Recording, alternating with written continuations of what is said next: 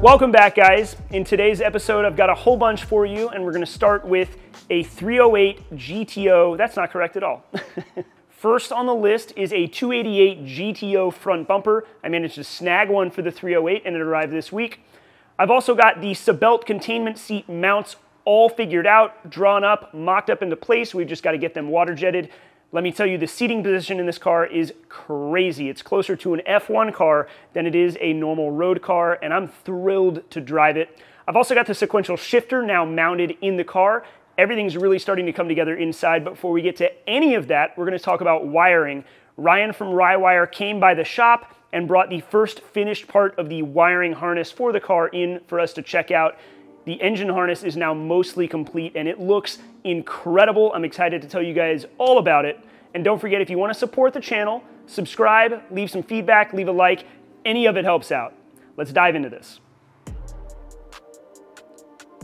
Less than a month ago, Ryan Bisseri from Rywire, along with Ryan Durr in tow, came over to the shop to begin measuring the 308 for a custom engine and body wiring harness. Now, because I know a bunch of folks are going to be wondering why I'm not going to wire this car myself, we'll get that out of the way first. Many of you guys know that I do enjoy wiring, and wiring a car up from scratch is something I'm definitely capable of doing. But when it comes to the scope of this build, I want the best, and there is no doubt that what Ryan is capable of far exceeds anything that I can do. I couldn't even touch his work with a 100-foot pole, let alone a 10-footer. He's built a serious name for himself in the motorsports wiring community, and I know that he will absolutely build the best harness for this car. I'm doubly fortunate that Ryan's willing to take on a project like this because Ryan is also a Honda guy at heart. He knows K-Series motors front to back and has more experience than probably anyone else in the wiring game when it comes to these motors and their systems. But enough about Ryan, let's take a look at the actual harness that he's brought by. The engine harness for this thing is just about wrapped up, and to say that it's beautiful is an understatement. It is a true motorsports grade harness with mil-spec connectors, concentrically twisted wires, Raychem tubing, and all new connectors, just to scratch the surface. Of course, the entire harness is also custom measured to length for our actual chassis and engine application, so it is a perfect fit for the job, built specifically for this car. Rywire has gone to great lengths to make sure this harness is everything that it can be, and I'm excited to see the second half once Ryan finishes it up.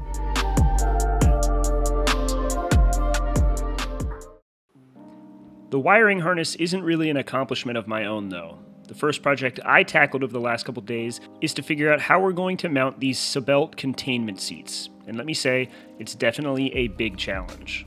I did get fortunate in that the seat width will actually fit between the original mounting holes in the floor, so actually making brackets shouldn't be too hard. However, figuring out what those brackets need to look like and how to position the seat correctly is something else. Doing this solo, I had to balance in the car and take lots of measurements while sitting in the seat to make sure I position it where I need it. And ultimately, I landed on seat mounts that look something like this, which are admittedly a bit odd looking, but trust me, it'll do the trick. For the curious, I've used Fusion360 to draw these up in CAD, and ultimately I'll have these parts water jetted along with a slew of others. But what we can do is make a flat template of the part in the meantime. I had this template printed out on a large sheet of paper from a print shop next door so that we can test fit it in the car and make sure that I got this right, because I have been wrong before. I'm going to take this template and glue it to a piece of the thick photo mat that we use to make our hood vent template. And I'm doing this so that we can actually fold it and bolt it to our seat to confirm fitment. I've got our main holes cut out, although we have extra holes for adjustment, and seeing it on the car, this is going to work perfectly. As you can see, it gives the seat the necessary lean that we're going to need in order to clear the roofline on this thing, because this car is admittedly very small. To illustrate that, I took a video while I was sitting in the car. Now, I wanted to sit in the car and demonstrate the biggest hurdle that I'm facing with actually fitting in this thing. I think a lot of people don't realize just how small this car is. It is very tiny. If you are over 6 feet, good luck fitting in one of these whatsoever. Now, obviously I have my hat on, but I'm sitting flat on the floor. There's not even a seat underneath me, and I'm just kind of sitting upright. I'm not really like I'm not, you know, extending my back. I'm just kind of sitting here. I've got a little bit of a hunch going on. And if I take off my hat, you'll see just how little headroom there is. There's barely any. My hair practically touches the roof. So fitting a helmet in here is going to be that much more of a challenge. And all of this is why we've got to get a lot of lean, a lot of angle in the seat so that I can really fit in here with a helmet above my head and have this thing be safe, which ultimately makes it pretty challenging to just fit in this car, period. I don't know how people fit aftermarket seats in these cars, really, aside from doing what I'm doing right now. Granted, there's probably not a ton of 308s with aftermarket seats, to be fair, but it's an interesting challenge. This is not a car for big people. It was not before, it's definitely not now with a full containment seat. But we've got mounts planned out, I feel good about it. Now that we've got all that drawn up, let's mount a shifter.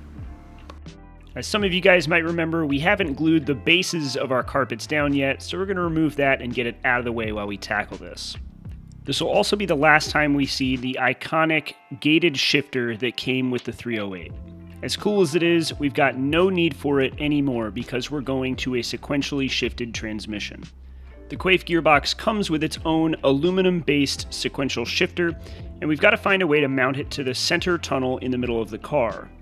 It took me way longer than I'd like to admit to come up with a way to do this that would be simple, effective, elegant, and wouldn't yield problems further down the line when we go to actually finish the interior. Once I settled on a design, I drew it up in CAD, made myself some templates, and got everything cut out of some 1/8" plate steel. It might be overkill, but I want to make sure that this thing is very stout considering how long the shifter is and how hard I might be pushing or pulling on it in the future.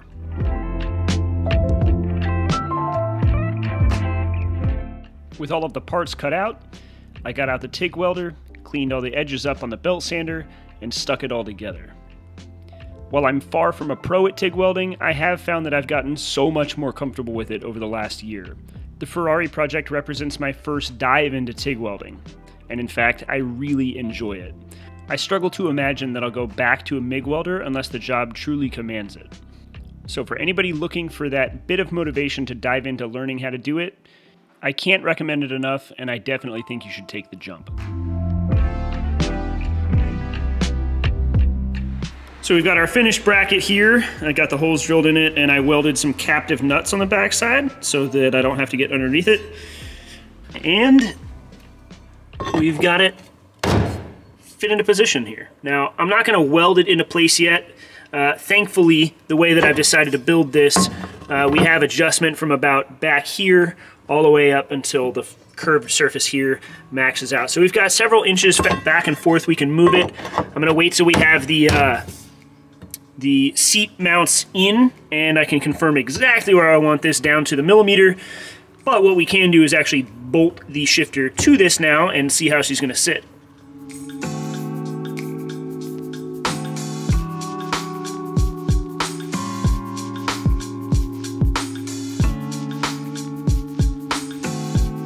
There's still a long way yet to go to actually finish this interior, but every step gets me more and more excited about how I think it's going to turn out. And seeing this shifter in place is really helping to seal the deal of how I think this interior will look.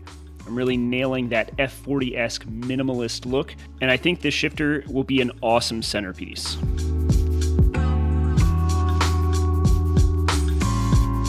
Now I do want to take a quick second to talk about the gated shifter that came out of the Ferrari. Tons of you guys have asked, can I make this work in the car? Can I retrofit the gate around the new one? You know, something to that effect. How can I preserve this because it is admittedly such an iconic part of a classic Ferrari? And I don't disagree with you, it is pretty iconic. It's neat. But honestly, calling it neat is about as far as I would personally go with it. I'm gonna give a bit of a hot take here, but I think that gated shifters are overrated. I think that we associate them with classic race cars, exotic cars like Ferraris, but in reality, without that association, it's a clinky shifter that makes up for sloppy bushings and not much else. It's romanticized but has no advantage.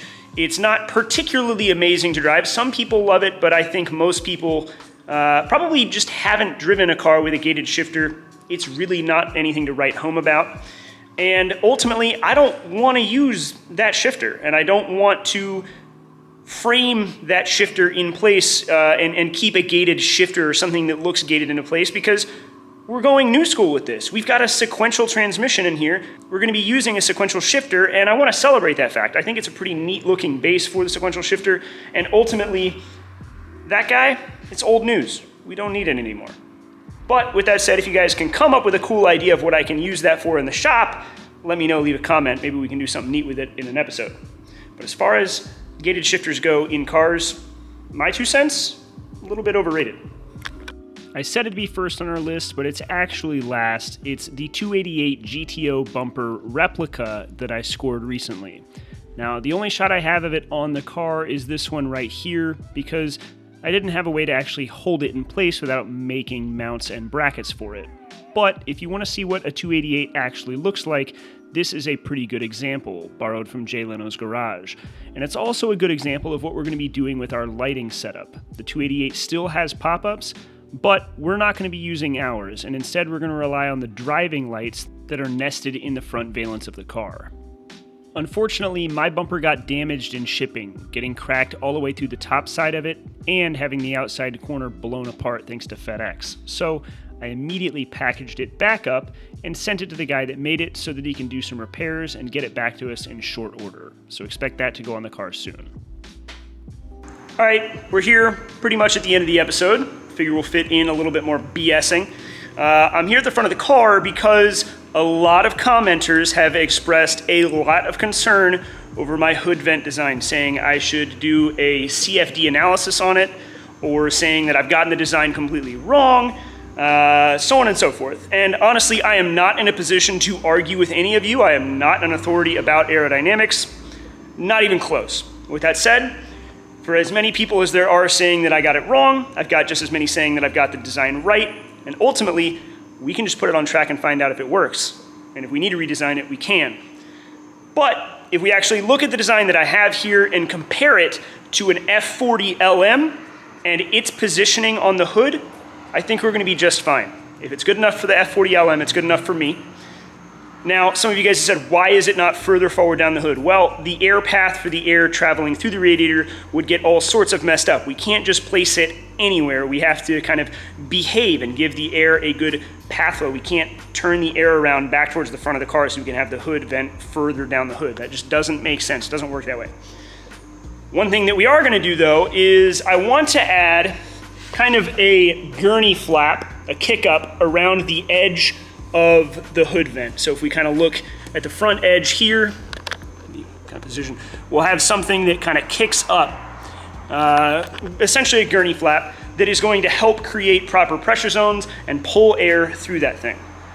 Should work pretty well. There are several products on the market designed specifically to do that. We'll probably do like a nice one in carbon or something like that. Should look pretty cool and should benefit this design in any shortcomings that it might have. But ultimately, if we gotta redo it, we redo it. I ain't worried about it. You shouldn't be either. It'll be just fine.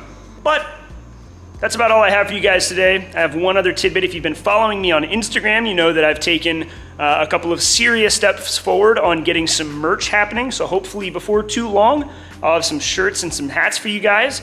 I don't know how many I'm gonna make for a first run. I don't wanna produce too much and just wind up sitting on a ton of merchandise. So if you want to get first grabs at what I do make sure you guys are on the Patreon. I'll give everybody that's a Patreon subscriber first dibs on some of the stuff that I make.